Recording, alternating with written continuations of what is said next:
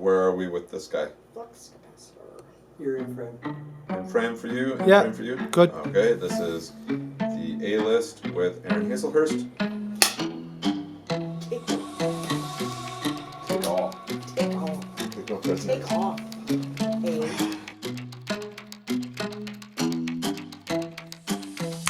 Hello and welcome to the A-list. Today I am joined by my very favorite person, Erin Hazlehurst. Writer, producer, director. What else? What don't you do? There's a list of things I don't do. What's your name, sir?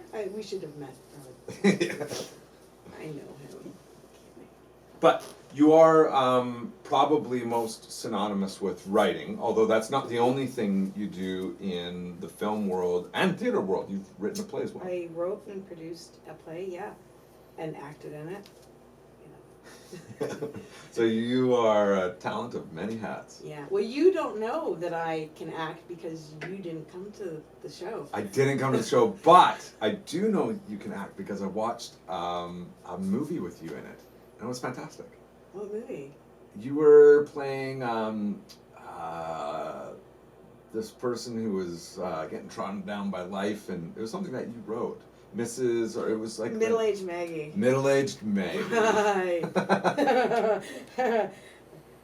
Yeah, I did that. That was a thing. I thought you were great. Thanks. That was super. Thanks for having me. Oh gosh. This is great. It's a pleasure. So let's get right into it. Sure. You have chosen Yeah. our friend to join us. Yeah. So who is I this, love by the her. way? This is Reagan. She was. Wait, should we say, okay, look, if you can guess who this is, no, we can't do a contest. No, Anyways, because I get no. let me say this just in case. If you can guess who this is before Erin reveals, you will win. Just see down below what you get to win. We'll use this as a promo. My love, you will win my respect as a human being because she is awesome. She made me who I am today. Wow. Yeah. So Erin was born of a rubber mask. Who knew? Mary's got a lot of competition with her. So, okay, you were going to go into who this is. This is Reagan. She is the star of The Exorcist. Well, some would say. So this is Linda Blair after she gets fully possessed. You can see it now, right? And the reason why this is important to me is because when I was a wee child, my parents were watching this and told me very specifically to not, come downstairs, go to bed. It's your bedtime, and I thought that's an invitation to go watch it. So I stayed behind the sofa, and I think they found me at the midpoint, just like in the fetal position, like rocking back and forth. What's happening? So I think that's part of the reason why I write horror today. Wow. Okay. I do. So how old were you at the time? Oh Do you God, remember? I was walking and talking. No, Younger than like, 10? Yeah, I was younger than 10, for sure. Because it was already out in... Oh, sorry. She's so pretty. It was already out in, like, beta cassette tape so that they could rent it and watch it at home. So. Wow. So there was a lot of lore in around this movie. Like, I know when I was a kid, it was, forbidden, and my mom told me stories of people that she knew that watched it, and they were... Oh, yeah. I mean, they weren't outlandish, but it was... It put the fear into me, and I actually didn't watch The Exorcist until I was an adult. Oh, snap. Well, I'm pretty sure. So for those of you who don't know, the original cuts, they say, and I believe this, were cut with very disturbing images so that the naked eye wouldn't be able to see it in the theater. Like, it would... What about a well-dressed eye? Maybe, I don't know. Dad joke. Yeah, bad dad joke. But, so this would cause anxiety and restlessness with the audience member. And then, as it progressed, and people were like, you can't do that to people, they're like, fair enough, and they cut those clips out. This is verified? We gotta verify that. We gotta verify it. So that We have could a be an team urban standing legend. by. The crew can Google this. I bet they can. Google. So anyway, so I believe, if this is true, I saw one of the original disturbing ones. Because it's still, and I watched it as an adult too, which took a lot out of me, and there was a lot that I didn't remember. But it still is crazy to me. It's like such a good movie, considering when it was made, like early 70s, right? Must have been. We will fact check that. I'm gonna guess, if I were to guess, I don't think I'm right, but I think 73. Was it later? Late 70s? I don't know. I feel like it was early 70s. Okay, I'm gonna say 73. That's my answer. Because if it would have come out on when my parents would have been able to rent it, at that point I would still have been young enough to, anyway. Yeah, right. So that's what I'm thinking. So outside of the Exorcist, what else is in the canon that was that inspired you into the horror genre? That's a good question. Well, I'm most people think I'm super brave, and that's why I like to write things like this in order to scare other people. The reality is I am a super scaredy cat, and I was taught early on to write what you know, and for me that's fear. I know fear. I know what it takes to scare me, which is not much. And so, and then I amp it up a bit. And what's the scariest thing? What scares you the most? I am afraid of the dark. I am afraid of ghosts, but they also intrigue me. I'm afraid of drowning. I'm afraid of being, like claustrophobia. So I'm afraid of like tight, small spaces, or waking up in a casket, which I'm sure won't happen, right? But I still, to this day, will wake up and go, okay, I'm not in a coffin. I mean, wouldn't that be... We should take that as the opposite. Like, if you wake up and you're in a casket, you're like, oh, I didn't die. Like, wouldn't that be good? Yeah, but how are you going to get out, bud? 1-inch punch, baby. Uma Thurman did it. She's that much cooler than me, though. I don't know. I'd argue that one. Yeah. So if we plunked you down in the middle of a wheat field in Saskatchewan at noon, you're okay? No. In the middle of a wheat field? No. Well, I mean, it's going to be sunny. There's no water. Absolutely it's not dark. not. I'm having a panic attack. Oh, so you're afraid of everything. All the things. Yeah, but no, if I'm in the middle, and that's another thing I'm afraid of, is corn mazes and wheat fields. I'm terrified of them. I'm thinking like wheat up to the knees. I'm not thinking like yeah, no. That's okay. Then I'm fine. If I can see a way. But you made it sound like I'm like... No, I meant like you're in like there's no mountains around, there's no claustrophobia, it's bright sunshine, as much sunshine as you can possibly get. There's trees, because I'm also afraid of open space. Of course you would be. Like, So you're not afraid of like a tree falling on you, or you No. like waking up and being hung from a tree, or... Now I am. Why would you put that in my head?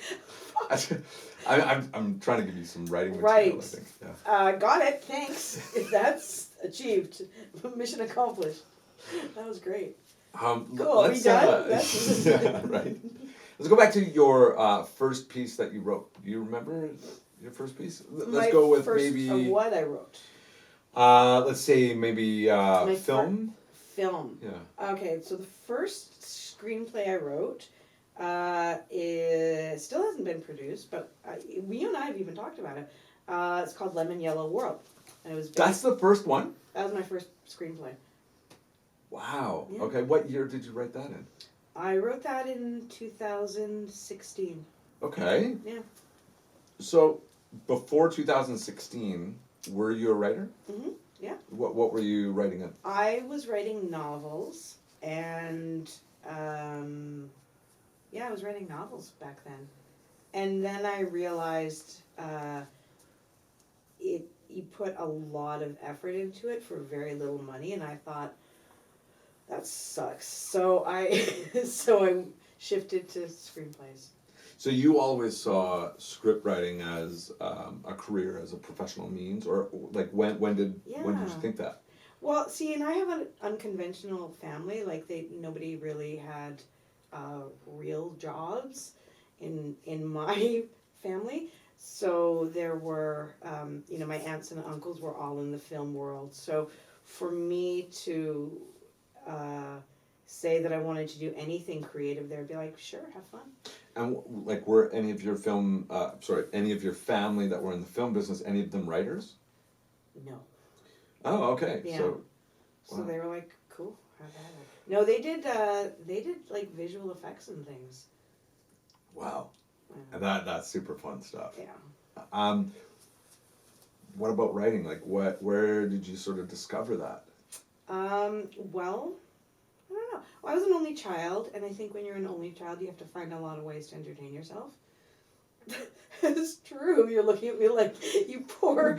Well, I have 9 siblings, so I guess I don't relate, right? So, and this will explain a lot. So my parents would either be like, hey, we're going to a gala tonight, come to the Cave in Vancouver, which is a nightclub that I should not have been at that age. And yet I came, and, they would show me, strange performances by people that I didn't know or respect. And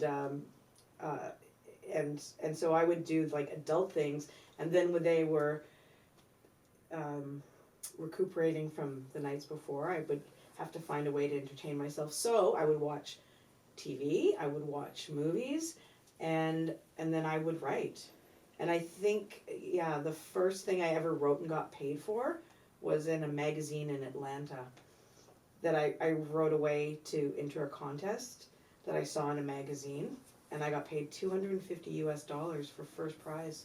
Whoa! What was the subject? It was a short story called Just Dave, about a homeless kid. What were the parameters? Do you remember, like? Of my story, or I can't remember. It was just you have to enter this creative writing story. Yeah. Wow! And what year was that, or how old were you about? I was still a teenager. So you hadn't graduated school necessarily? No. Wow. No. Okay. That's pretty cool. It's pretty cool. I don't know if I still have it. I'm sure it's shit, to be fair. But at the time... Well, one first prize, so there's a lot more shit underneath that if it is. Or right? Atlanta doesn't have a good... I don't know. Did you live in Atlanta? I did not. No, and so I'm sure other people's stories came from all over, right? Yeah. I'm sure it was good. I've read some of your stuff. It's gold. It's gold standard. Passable. Thank you. Yeah. So after that, when was sort of the next spike, or when was the next thing that you wrote that, did something for you in terms of a milestone? I just started writing more short stories, and then I finally realized, hey, you can't. At that point, they didn't have like Kindle or like avenues to sell short stories, so I thought I'm just going to write a novel and do that. And then so I started writing novels, and then I started publishing them. Mostly, my biggest sales were all in the UK, but I mean, it wasn't. You're not going to get. Most people won't get rich off of writing novels.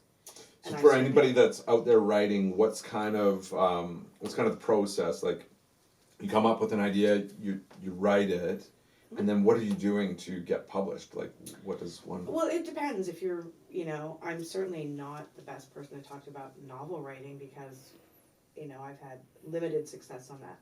Although I still have stories and books out there, but, I mean, I'll check it every once in a while and it's like, oh, I sold 11 today, or this month, or whatever. But it's just like, you just got to keep writing because you will always keep getting better. And then it's a question of trying to find people that want to read your stuff. So do you solicit your books, or like how are they getting published, or are you publishing them? Right now, I have a friend that's gone into publishing, and so so for me right now, she's come to me and said, hey, so she started a new publishing house, so she has asked me to take some of my feature-length screenplays, convert them into novels like Lemon Yellow World, so that she can publish them, because she's read a lot of my stuff and likes it, and likes the characters and the stories. But I haven't had time to do that yet, so I just started off with a short story. So yes, you can self-publish. It makes it really easy these days to do that, if that's the path you want to take. No, just like there's a lot of publishers out there right now, but I think, your time is best spent just writing. Put things out there and then write, and then you'll build up a name. There's a lot of really cool writers that started off selling their short stories like online, and now they're like multimillionaires. I am not one. Stop looking at me like that. I bought you coffee today. That's all I got. I got nothing. That's pretty good. Was it I was on your way. I know. Oh, the coffee was great. It really wasn't on my way. I went out of my way. No, I mean, you're on your way. Oh, am I? To being a multimillionaire. Oh, Heck yeah. for sure. Yeah, other people can do it. So, I know for some folks they have literary agents, which I only know the word. Yeah. I can imagine what they do, but I have no experience. So, yeah, the Yeah. words. Yeah, that's why you're a writer. Shot letters. You write. Stop it. I have letters to my mom, and she'll grammar check Don't me. even. Do you want? We can talk about you. No, we're not gonna talk about me. Let's flip this around. No. Let's talk about When something. you are the host, When you you can. No, this know. is. Hi, welcome to the A-List with Erin Hazlehurst. Thank you for joining me today. Yeah, Now, let's let's talk about, what was your first writing experience? Oh, it was wonderful. Was it? Yeah, it was great. So, are you working on anything currently? Yes. Yeah, novel-wise, Yes. script-wise, Yes. anything else in like a different format? I was going to write another play this year, because that was new for me last year, was writing a play and Interesting. producing it. But I'm not now. Now I'm not. Yeah, fair Because enough. I just have too many other things on the go. So, Do you find that helps with your process, or does it hinder it? Like having like multiple interests and stuff. It's kind of like it's kind of a catch-22, because I remember way back when I first submitted my first piece of writing out. This is not like after my short story. When I started, like, I'm doing this, I'm getting serious about it, and I would sit by the computer all freaking day long, refresh, because I literally thought, well, somebody's gonna want to read my stuff. Why wouldn't they? I'm very talented. Why would they not want to? And waiting months and refresh. So, on one hand, it helps having multiple projects on the go, because then you don't have any downtime. Right. The problem is, then you don't have any downtime. So you really have to manage your time well, because I still teach writing, and I have like writing groups that I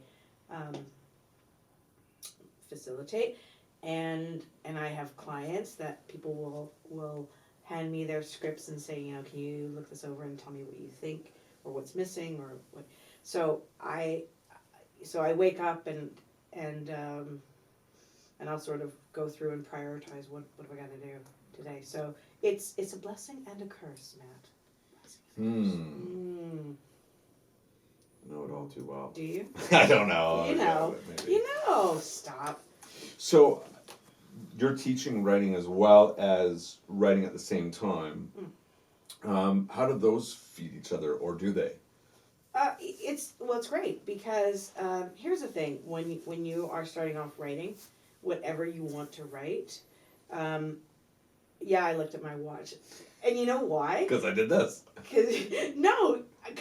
Because I saw a glint, and I was like, what is shiny on my... That's how small my brain is. I was literally like... Shiny object. Shiny. So it wasn't... Because I'm sure that people will be like, oh, wow, she was really interested. She's checking her watch. Anyway, what was the question? How does... writing classes and... Because, so when you start off writing, read. So if you want to write Hallmark movies or rom-coms or something, watch a lot of them. Read the scripts. Read as many scripts as you can get your hands on. If you want to write novels, read them. the good and the bad, even the ones that suck, because you will learn something from it. You will learn from other people's experiences. You'll see what works, what doesn't. So stick to your genre for whatever you want to focus on, and immerse yourself. So by me going through and talking and teaching other people and showing and looking over their scripts, I learn, but they learn as well from sharing each other's works. That's a great point. I think facilitation, that's the difference between facilitation and maybe just teaching, is facilitation offers that two-way street. Yeah, that's great. So for anybody that is starting to think about writing for film or for theater, what's your number one starter? Like what do you tell these folks that you're teaching? Oh, I tell them lots of things.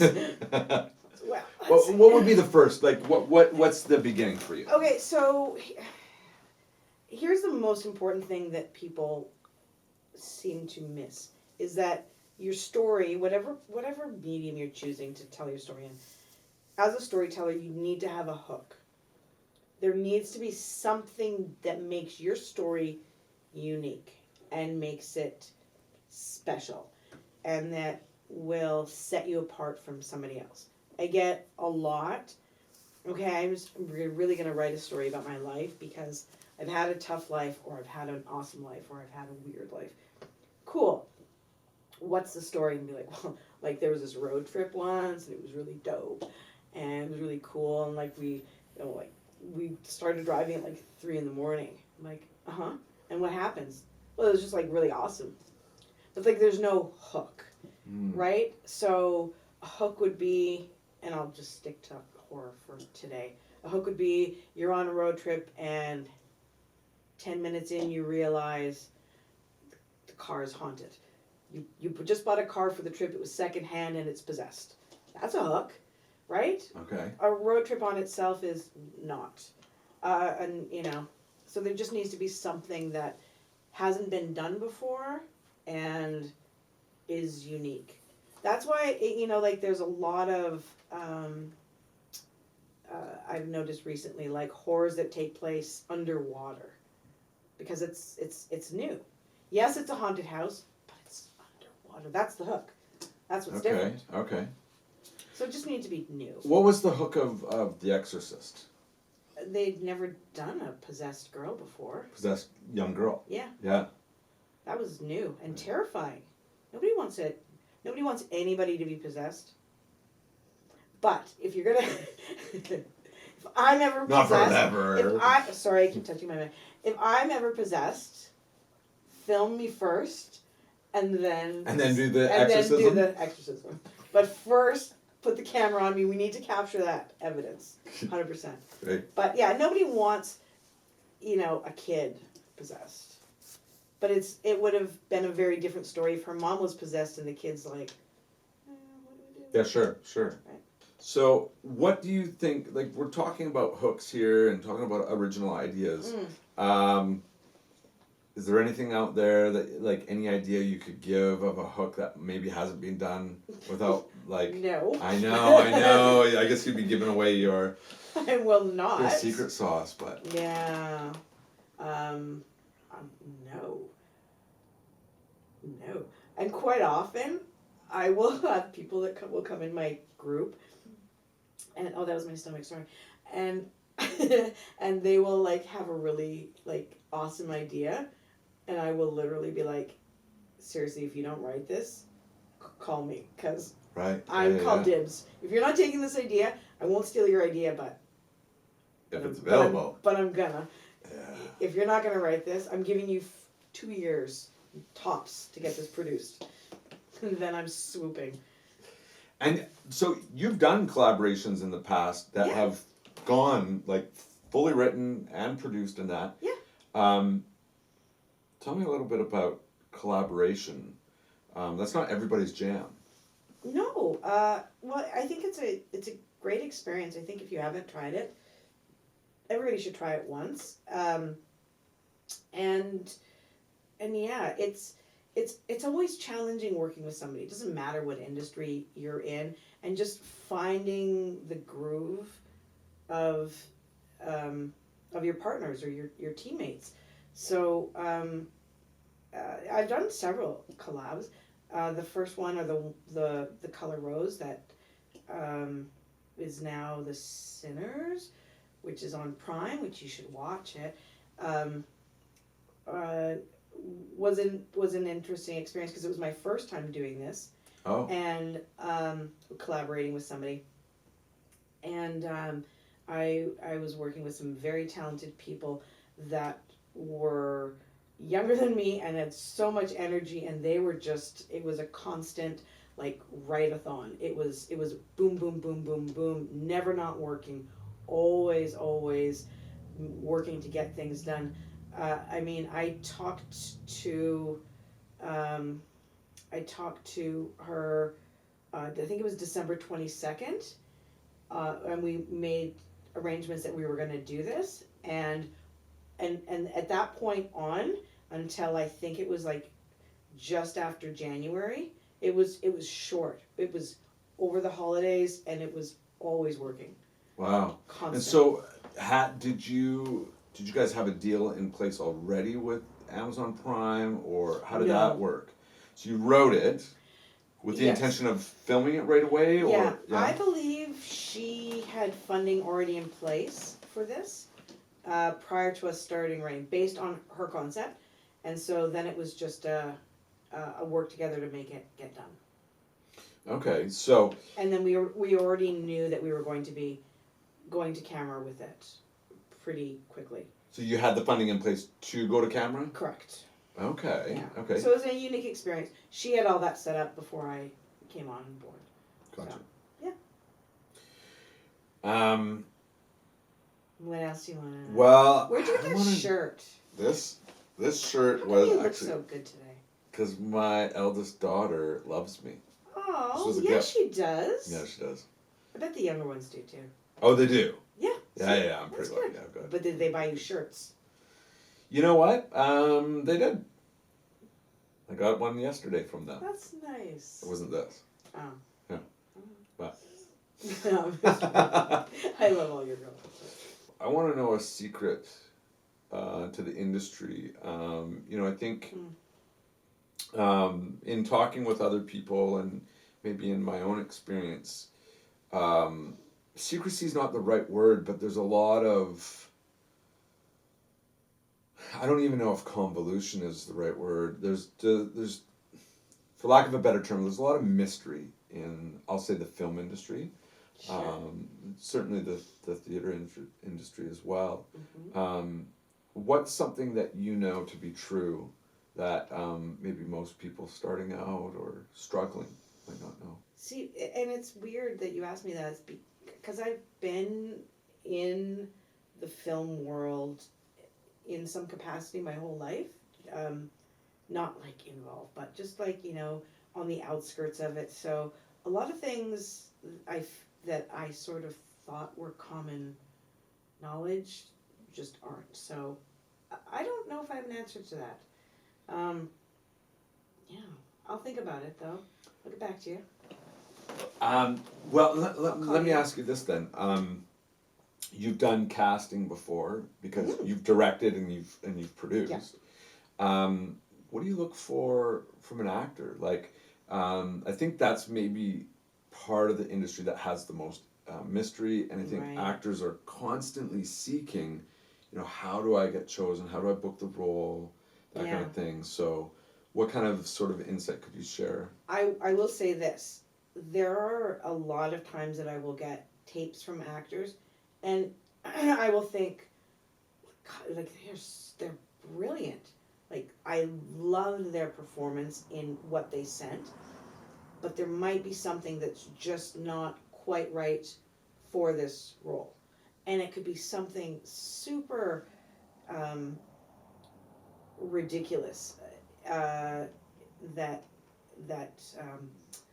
do you mean something like out of their control? Something out of their control. Like, I can't even think of something right now.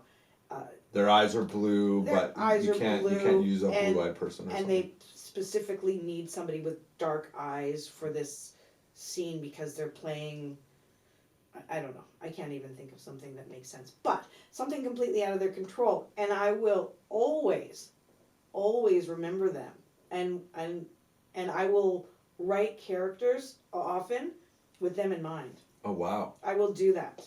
So perseverance. If you're an actor and you didn't get the role, and you did, and there's something in you that says, God, like I felt really good. It felt really natural. Chances are there's a producer or a director somewhere that still has you in mind. Right. I will tell you, this is a true story. I went to a theater production in Penticton not that long ago.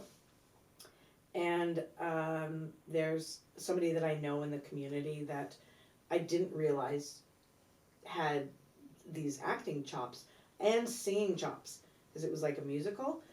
And I was blown out of my seat across the theater, so impressed by their performance. I'm literally trying to write a role for them because I want to work with them so badly now. Wow. They don't even know this. They have no idea that I know this. But in my mind, I am creating. I agree with you. That's, I think a lot of times actors are on people's radars and there's just not enough time or communication style, or you're not in communication with them directly and they would never know, kind of like you're saying, right? What about, have you watched a terrible tape before? Yeah. So what for you made it terrible, or what's kind of the don'ts?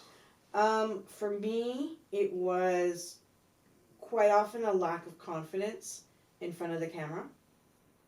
So how does that show up? Like, it's just something you sense, or it's, well, I mean, when you can tell somebody's nervous, like even if you're just meeting them like in person, and you can see that it's the way people hold themselves. So if you are stiff and not in the role, if the role is calling for somebody that's nervous and stiff, hey, good on you, you nailed it. But if it's not, and I can see the fear through the lens, or I can see that you're not comfortable with the words, probably not going to be comfortable in front of my camera. Right? Yeah. And if I ask, usually when I ask for tapes, I will ask for variations on a line. Part of that is just to see your range as an actor, to see if you can go from sad to happy to angry, and that way, in my mind, it means you can probably take direction well, and you can probably morph to be what we need the character to be on camera. Does that make sense? Yeah, it does. It does. I think directability is a huge thing, and it's tough, sometimes. It's tough, but yeah. So if you are putting audition tapes out there, just own it. Like, just own the character. I had this was for Color Rose. We were just talking about the collaboration when we were getting tapes in for this one character, Molly, that we created and wrote. So she's one of the girls that was part of this school cult type thing, for lack of a better word. So I had somebody in mind when we put the audition tape out, calling for this Molly character, and the one that we ended up going with was so far removed from what we originally had in mind when I was creating her on paper, but she just owned it. Like, she owned it, and by her performance alone, she convinced me that, as well as other people on the team, that she needed to be seen. It was amazing. It was awesome. Loved it. And like, she literally, I remember it still, she came on like with a bag of chips.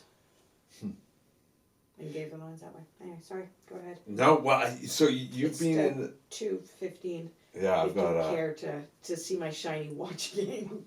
6 minutes. So, having been in and around the film industry your entire life, I'm guessing you've probably worked with a famous person or so in your lifetime. I've met famous people. Okay. Yeah. Do you have, without mentioning a name, do you have a horror story? Around a famous person? Yeah, some, bad behavior or anything like that. I mean, I'm going to ask you your favorite person to work with as well. So, I mean, I'm just trying to create some gossip. I won't say names, but I fully was Me Too'd by a very famous director who touched my butt and gave it a pinch when I was 15. But I'm not naming names. Whoa. I'm not naming names. Okay, well, jeez. And I told my aunt about it at the time, and this was a long time ago. This was before the Me Too thing, and I told her about it. I was very upset, and she's like, "Pinch it back." Right? Which is not, probably. Oh, okay. But I didn't. But so don't take that advice. Well, I think she was. Just, okay. Yeah. So who is your favorite person that you've worked with on set? Well, you.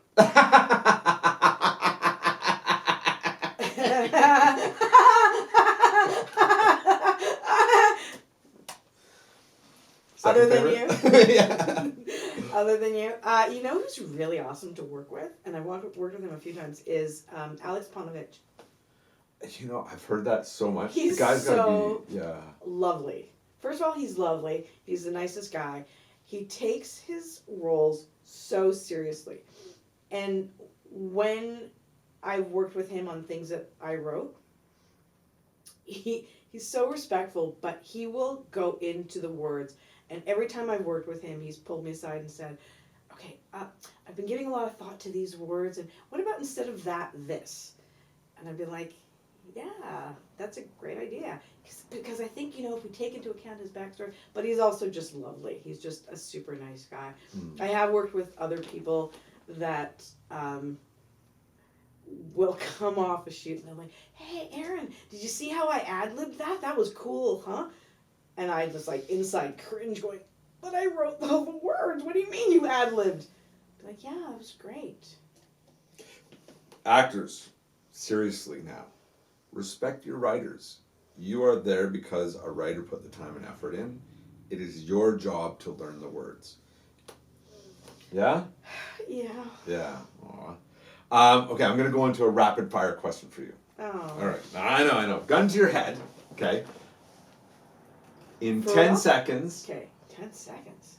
Tell me top 5 movies that get to exist no matter if we get a nuke.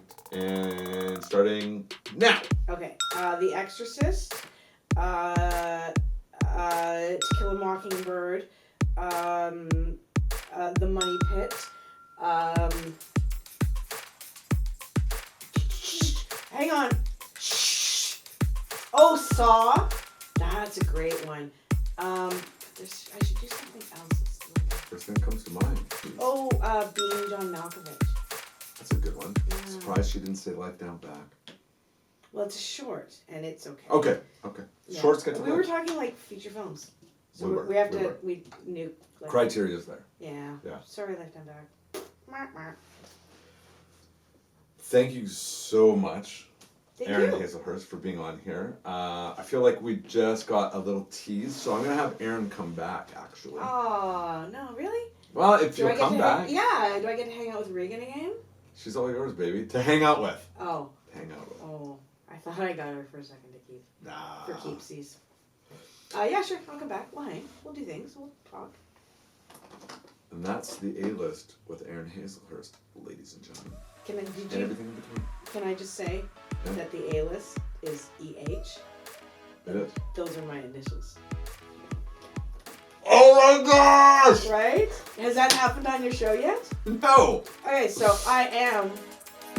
It is. A. She's the list. She's the list. And nobody knows until now. It's a secret, you know? Thanks for having me. Bye. Bye.